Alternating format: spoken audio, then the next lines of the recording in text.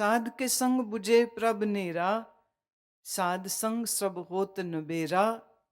नेरा अर्थ है नजदीक और नबेरा अर्थ है निपट जाना, फिनिश्ड। साधु के संग बैठेगा तो परमात्मा नजदीक कैसे है ये बूझ लेगा, ये समझ लेगा। और साधु के संग सब निपट जाएगा, मतलब जन्म जन्मांतर के कर्म, जन्म मरण का चक्कर सब निपट गया। एक माया गई तो माया अपने साथ अपने पांचों बच्चे काम क्रोध लोभ मोह अभिमान सब ले जाती। एक माया गई, सब गया।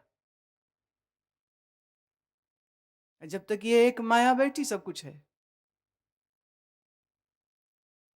साध के संग पाए नाम रतन, साध के संग एक ऊपर जतन। साधु एक ही चीज देता है, वो है परमेश्वर का नाम। उसी से जोड़ने की अकल, समझ, युक्ति, विधि, बुद्धि सब देता है। और साधु के संग रहोगे तो धीरे धीरे धीरे धीरे वैराग्य पूरा जग गया, तो फिर एक के प्राप्ति के लिए ही साधना करोगे, फिर यहां वहां अपना समय नहीं खराब करोगे। मेरी दृष्टि में आते आते, सुनते सुनते, दर्शन करते करते करते करते धीरे धीरे धीरे धीरे सही कुछ वैराग्य जग जाएगा। फिर ये वैराग्य बढ़ जाएगा, फिर एक दिन इतना बढ़ जाएगा कि सिवाय परमात्मा की खोज के और कुछ बचेगा नहीं। अभी तो बहुत कुछ काम है तुमको। अभी तो सत्संग टाइम पास है, जब और कुछ नहीं होता तो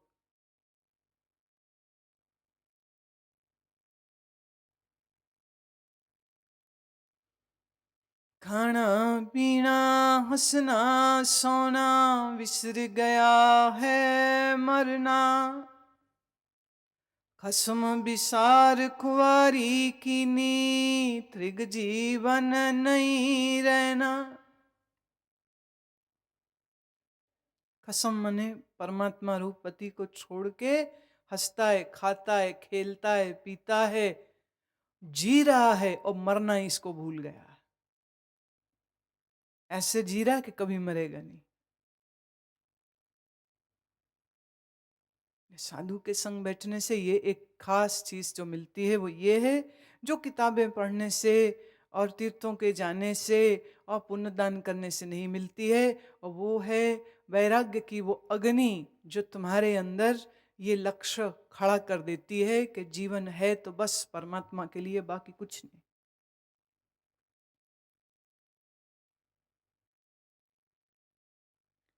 साध की महिमा बनने कौन प्राणी, नानक साध की शोभा प्रभ माहे समानी। हम साधु की शोभा करते जाएंगे ना, तो करते करते कहते मिलेगी वो परमात्मा के साथ ही। क्यों? साधु हुआ तो उसकी प्रभु की देन है। साधु के पास जो ज्ञान है वो प्रभु की देन है। साधु के पास जो प्रेमा भक्ति है प्रभु की देन है। साधु के पास जो निश्चय है वो प्रभु की देन है। तो जब हम साधु की महिमा कहते हैं तो वास्तव में हम परमात्मा की महिमा कहते हैं।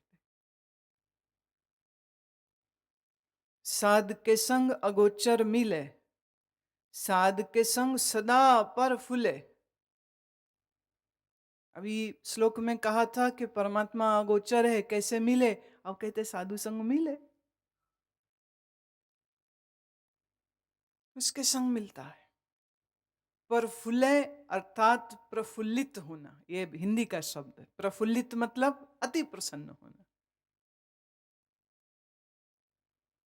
साध के संग आवे बस पंचा, साध संग अमृत रस पुंचा।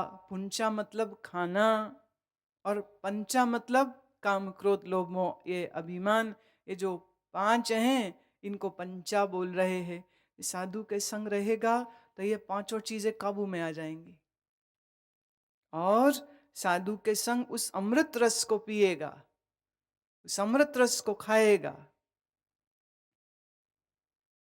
जिस अमृत स्वरूपी ईश्वर के, परमात्मा के, ब्रह्म के बारे में वेद पुराण स्मृतियां सब गाती हैं, महिमा जिसकी, उस रस को वो पिएगा। अच्छा जी, अब इतनी बड़ी प्राप्ति हो जाएगी तो फिर उसके बाद क्या स्थिति होगी उसकी? कह रहे अरे अभिमान ही नहीं होगा। साध संग होए सबकी रेन, साध के संग मनोहर बैन। बैन मतलब वाणी। जब साधु के संग बैठेगा तो झुकना आ जाएगा, नम्र होना आ जाएगा, मिठास आ जाती है, झुकना आ जाता है। ऐसे तो अकड़ के बैठा रहता है। लोग झुकना नहीं जानते। कहते सर कटा सकते हैं लेकिन सर झुका सकते नहीं। जरा जरा सी बात पे अटक जाते हैं। रोड में ट्रैफिक में एक कार मुड़ गई, दूसरे ने भी मुड़ना चाहा, दोनों आमने सामने। वो कहता तू पीछे कर, तू पीछे कर, 2 घंटे इसी में खराब कर देंगे। जरे जरे सी बात में अभिमान, जरे जरे सी बात में बोलता है तू जानता नहीं मैं कौन हूं। सामने वाले ने कहा मुझे तो पता है कि तू कौन है, शायद तुझे नहीं पता है तू कौन है।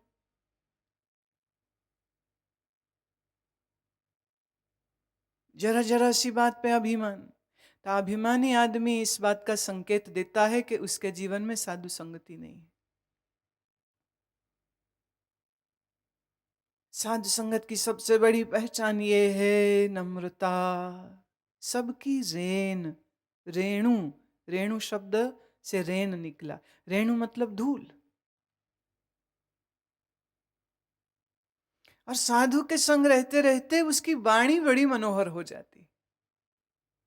अब ये बात करी है तो मुझे याद आती है, हमने हमारे जीवन में बड़े प्यारे प्यारे साधु आए हैं, एक से एक बढ़कर अनोखे। एक आए थे, वो स्त्री संत थी, और उनकी वाणी से जब किसी को भी, किसी से भी वो बात करेंगे तो उनके मुंह से आओ लाल जी, आओ गोपाल जी, आओ सच्चिदानंद जी।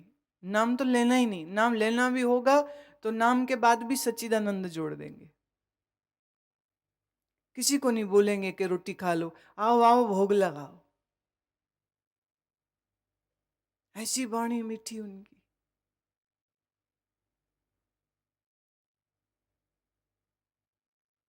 जैसे मिश्री घोल के पी गए हों और हमेशा उनकी वाणी से ऐसी मिठास निकलती।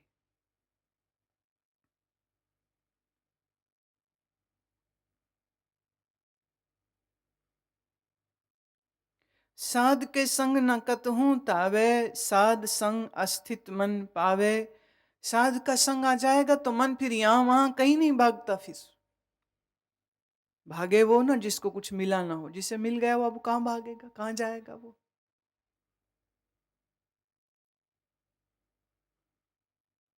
साध संग अस्थित मन पावे, मन की स्थिति बन जाती, मन एकदम concentrated and strong and integrated हो जाता है। साध के संग माया ते भिन्न, साध संग नानक प्रभ सो प्रसन्न। माया ते भिन्न, भिन्न मतलब अलग होना। साधु की संगत में रहते रहते ये माया से वो अलग हो जाता है, माने माया उसके लिए प्रभाव रहित हो जाती।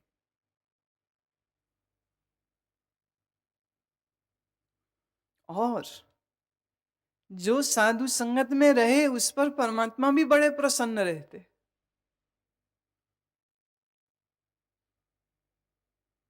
क्यों? भाई एक जीव अज्ञानता में जन्म जन्म भटके भटके भटके भटके, और फिर एक साधु की कृपा से उसको सत्संग मिल जाए, जागृति आ जाए। जैसे तुम्हारे बच्चे पढ़ लिख जाएं तो क्या तुम्हें खुशी नहीं होती? अक्लमंद हो जाए खुशी नहीं होती?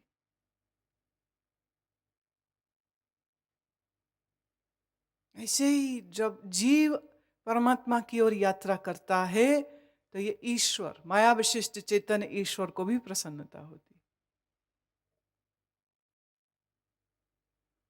साध संग दुश्मन सब मीत, सब मित्र हो जाते, दुश्मन भी मित्र हो जाते। अब आप सोचोगे दुश्मन मित्र हो जाते, ऐसा कैसे? अब दुश्मन सोचते ही आपको आपके बिजनेस राइवल और आपके पारिवारिक दुश्मन याद आ रहे होंगे कि शायद वो मित्र हो जाते ना, वो जैसे थे वैसे ही रहेंगे। गुरु अर्जन देव जी के अपने बड़े भाई उनके मित्र नहीं हो पाए, दुष्ट रहे, दुष्टता करी, उनके मृत्यु का कारण खुद उनका भाई है। तो फिर यहाँ ये क्यों कह रहे हैं सब दुश्मन मित्र हो जाएंगे? यहाँ दुश्मन कौन है? मन ही दुश्मन है जब मन अज्ञानी हो, और मन ही तुम्हारा मित्र हो जाता है जब मन समझदार संयमित हो। When mind is organized, mind is your best friend. And when mind is disorganized, mind is your biggest enemy. देखिए, अकल सबके अंदर है, मन भी सबके अंदर है। आपकी अकल बहुत सी अच्छी अच्छी चीजें जानती है, पर आपका मन आपकी अकल की बात सुनता नहीं है।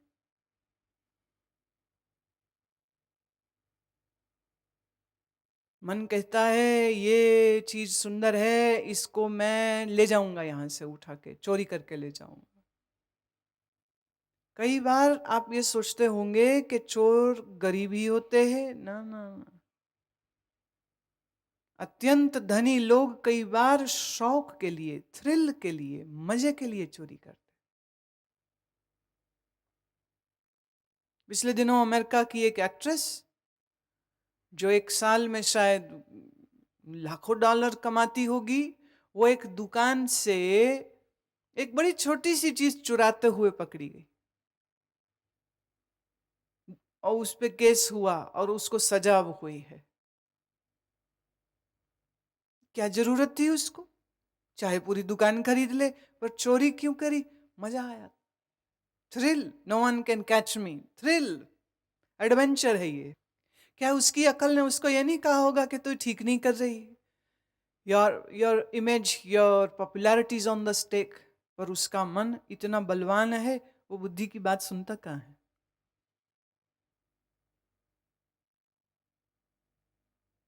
आपका मन जो चीज मांग लेता है, जो चीज चाह लेता है, उसके पीछे खड़ा है ना अभिमान, चाहिए ही चाहिए, चाहिए ही चाहिए। और जो बुद्धि है वो बेचारी राय देती है, भाई मेरी भी बात सुन लो। वो मन कहता मैं नहीं सुनता तेरी बात।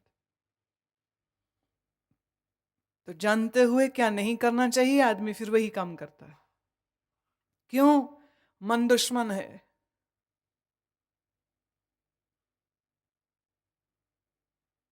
क्रोध नहीं करना चाहिए, क्या आपको नहीं मालूम? लालच नहीं करना चाहिए, क्या आपको नहीं मालूम? सत्संग में कैसे बैठना चाहिए, क्या आपको नहीं मालूम? क्या बैठे हो वैसे? रीढ़ की हड्डी सीधी है। यहाँ दो व्यक्तियों को मैं देख रही हूँ, वो हर 4 मिनट में एक उबासी मारते हैं। आए क्या करने हैं यहाँ? बुद्धि ने उनके क्या कभी ये बात सुनी ना होगी कि कैसे बैठते हैं, माँ संतों के कैसे जाते हैं, सत्संग में कैसे जाते हैं? ड्राइंग रूम में बैठे हो अपने घर के। बैठने की एक अकल होती है, बात करने की एक अकल होती है, एक तरीका होता है।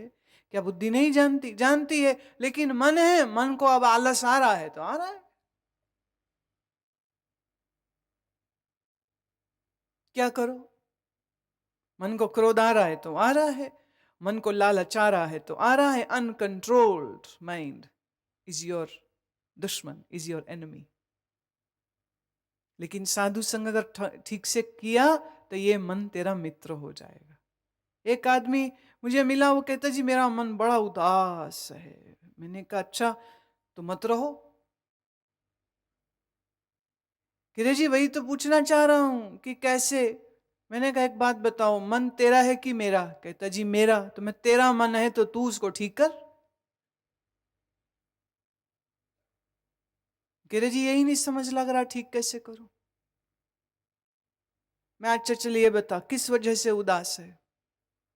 कह रहे मेरा भाई के साथ पार्टनरशिप टूट गई, उसने बड़ी बेईमानी करी, मेरा बड़ा हिस्सा मार लिया उसने, बस इसी बात से बड़ा ही मन दुखी। मैंने कहा बेटे अब थोड़ी अकल लगाओ अपनी। तुम क्या पहले इंसान हो? जिसके साथ ऐसा हुआ है, सबसे बड़ा प्रमाण विभीषण को देखो, भाई को मरवा दिया।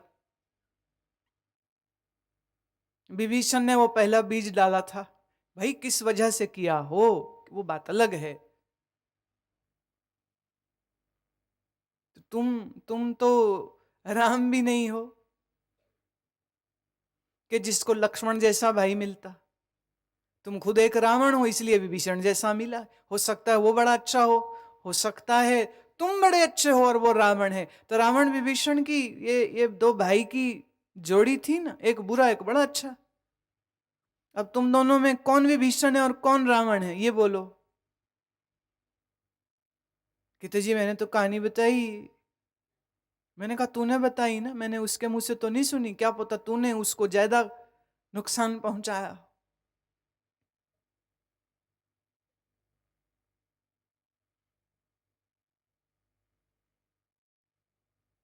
आपका अनट्रेन्ड माइंड ही आपका दुश्मन होता है। और साधु संगति में आप अपने इस मन को अपना मित्र बना लेते हो, और जब ये मन मित्र होता है तो महापुनीत ये सबसे पवित्र हो जाता है। साध संग किस स्यों नहीं बैर, साध के संग न बीगा पैर। साधु के संग का दूसरा प्रमाण यह है कि आपके मन से वैर विरोध खत्म हो जाता है और आपका पांव किसी गलत रास्ते जाता नहीं है फिर। जो ये बात बोलते हैं ना, हम चाहते तो नहीं थे पर फिर भी हमसे गलत काम हो गया, वो सिर्फ इसे एक बात का प्रमाण देते हैं कि उन्होंने मन से साधु संगति नहीं की है। साधु संगति का अर्थ क्या है? ये जैसे अभी आप सामने बैठे हो मेरे, ये साधु संगति है? नहीं, ये साधु संगति नहीं।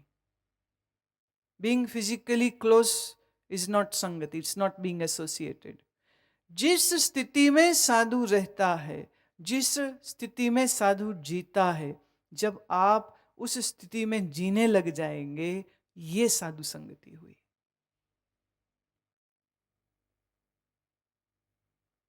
बात समझ रहे हो? डॉक्टर का मुंह देखने से तो मरीज ठीक नहीं होता। डॉक्टर जो दवाई दे वो खाने से, वो अपने जिस्म में डालने से मनुष्य ठीक होता है। ऐसे ही साधु की शक्ल देखने से कोई निरोगी नहीं होता। मन तब निरोगी होता है जब साधु की दी गई इस ज्ञान की गोली को खाए और वैराग्य का परहेज करे, तो फिर उसका भी मन सध जाता है। अब साधु जैसा ही हो गया वो, इसे कहेंगे साधु संगत।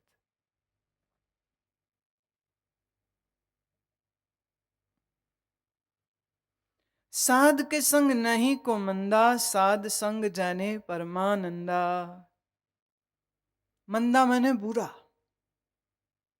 कोई बुरा नहीं दिखता, कोई बुरा नहीं लगता। दुनिया में कोई बुरा कर्म करता दिखेगा भी तो उसकी सोच ये होगी कि अभी बेचारा अपने अज्ञान में है इसलिए ऐसा कर रहा है, जिस दिन इसका अच्छा समय आएगा, बुद्धि जगेगी, प्रारब्ध अनुकूल होगी, ये भी सुधर जाएगा। बुरे इंसान को देखता भी है तो would be compassionate for that person. आप जब किसी को बुरा कर्म करते देखते हो तो आप जजमेंटल हो जाते हो, आप उसके खिलाफ प्रमाण देने लग जाते हो, न्याय सुनाने लग जाते हो। कभी सोच के देखा अगर तुम उसकी जगह होते शायद तुम भी वही करते? वो पकड़ा गया, तुम पकड़े नहीं गए।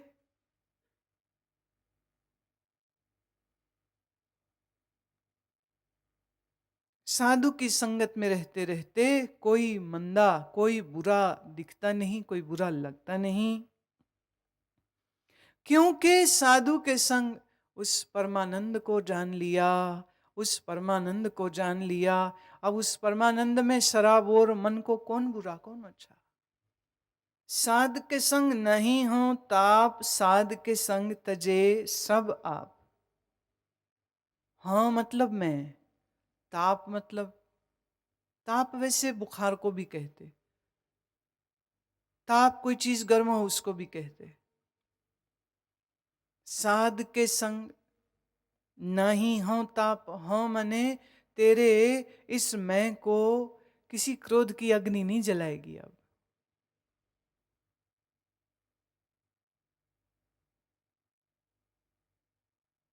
काम क्रोध नगर वो परया मिल साधु खंडल खंडा है पूरब लिखत लिखे गुरु पाया मन हर लिव मंडल मंडा है।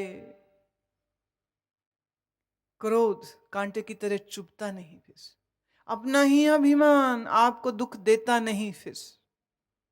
साध के संग तजे सब आप, तजे मने छोड़ना, कहते अपना आप छोड़ देता है।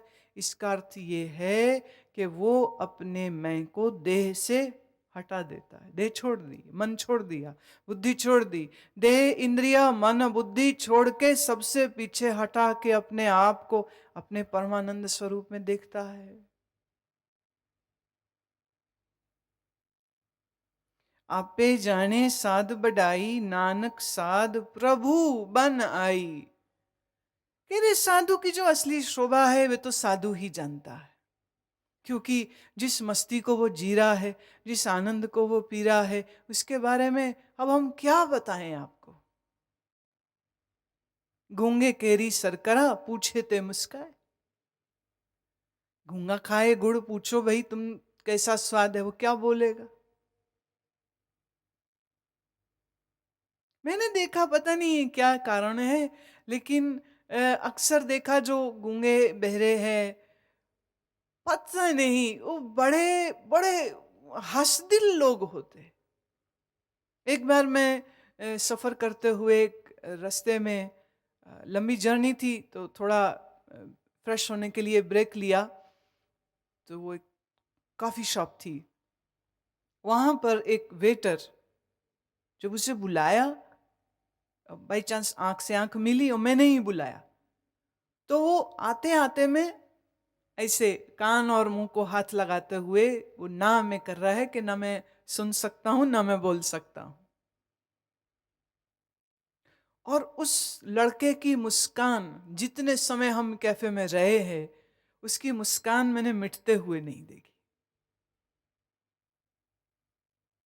वो टेबल नंबर जो इशारा दे देते कि इस टेबल पे दे आओ, तो वो ट्रे वहां छोड़ देता, जूठे बर्तन उठा लेता, ऑर्डर नहीं ले सकता था।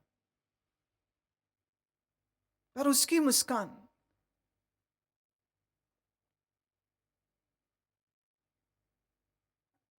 कुछ इस तरह के स्पेशली चैलेंज्ड लोग भी मेरे से जुड़े हुए हैं। दो हैं लड़कियां, गूंगी हैं, बहरी हैं, बहुत गरीब घर से। और जब भी वो मुझे मिलने आई तो मुझे ये समझ नहीं लगी कि इतना प्रेम भावना इनको मेरे प्रति क्यों है, क्योंकि सुना नहीं कुछ। तो उसने इशारों की जुबान में बताया कि वो लिप रीडिंग करके समझती थी कि मैं क्या बोल रही हूं।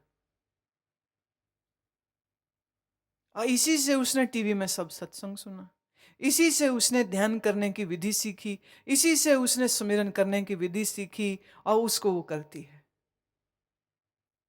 गूंगी है, बहरी है, और होठों को इनकी एक ट्रेनिंग होती है जहां इनको सिखाया जाता है, वहां से उसने सीखा और वो करती है। और वो प्रेम में ऐसे उसके आंसू बह रहे थे। ऐसे दो तीन हैं जो देख नहीं सकते, नेत्रहीन हैं। अब नेत्रहीन के कान तो खुले होते, सुन रहा है सब कुछ, पर उनकी तमन्ना ये अक्सर होती है कि क्या हम आपको छू सकते हैं, क्योंकि देख तो सकते नहीं हैं। छूना चाह रहे हैं कि कहीं टीवी की आवाज है कि सच में आप सामने हो।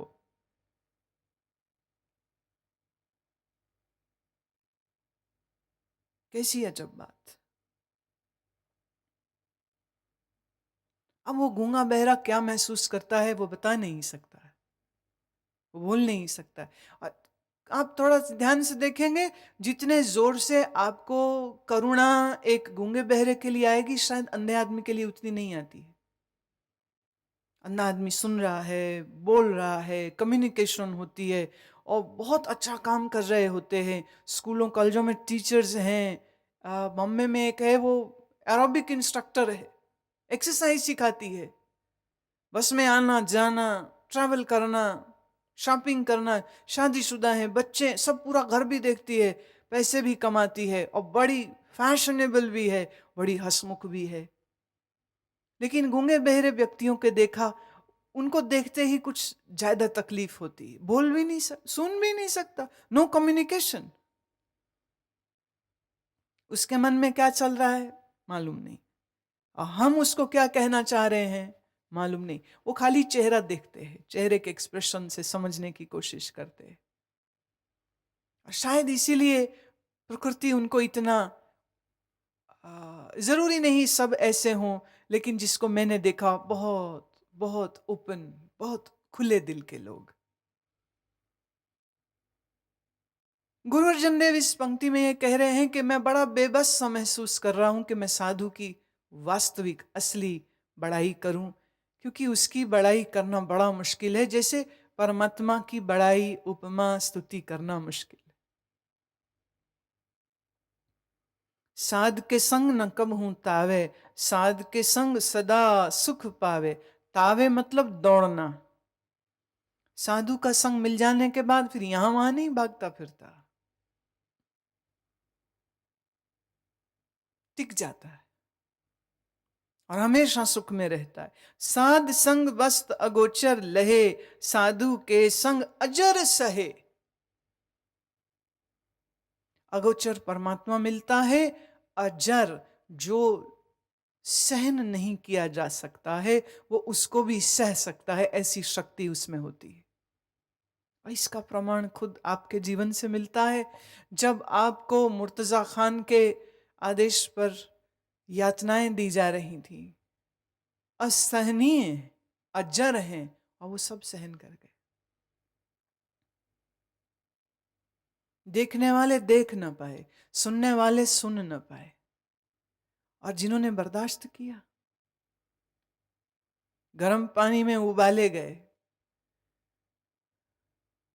गुरु अर्जन देव सिर्फ इसलिए मुस्लिम हो जाओ, नहीं होगे यातनाएं देंगे, मार देंगे, जो करना सो कर लो।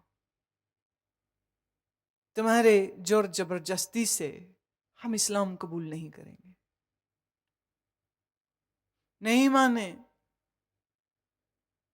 बड़े से तवे के ऊपर बैठा दिया, नीचे आग जला दी।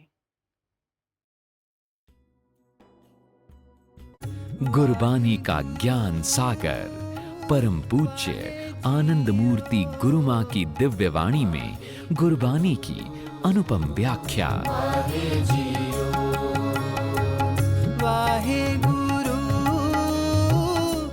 जपजी साहेब, जाप साहेब, सुखमनी साहेब, रहरास साहेब, सलोक महल्ला 9वां, चौपाई साहेब, आनंद साहेब व अन्य गुरुबानी ग्रंथों की सुंदरतम प्रस्तुति अब gurumaa.com पर उपलब्ध है।